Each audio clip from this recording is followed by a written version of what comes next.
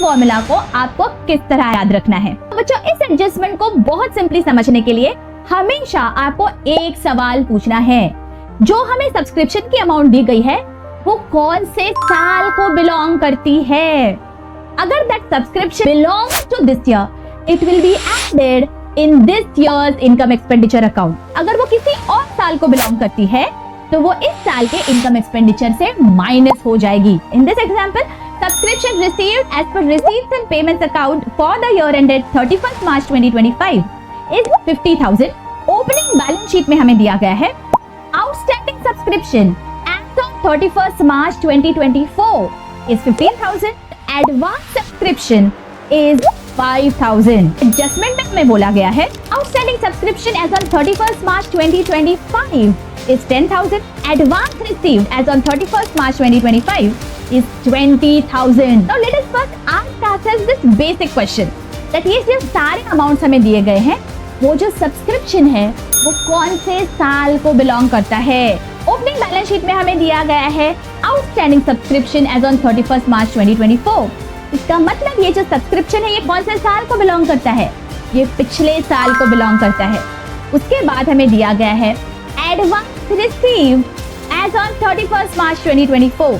इसका मतलब ये जो सब्सक्रिप्शन है ये पिछले साल एडवांस था, मतलब it belongs to the current year. Now adjustment में हमें बोला गया है outstanding subscription as on 31st March 2025 is 10,000। अब ये जो सब्सक्रिप्शन है ये इस साल का आउटस्टैंडिंग है, मतलब ये इस साल को बिलोंग करता है।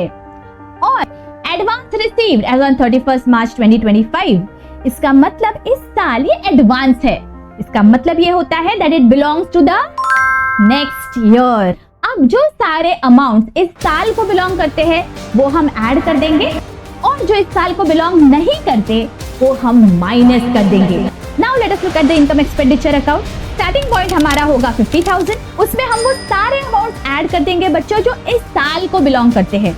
That is advance received in the previous year, that is 5,000.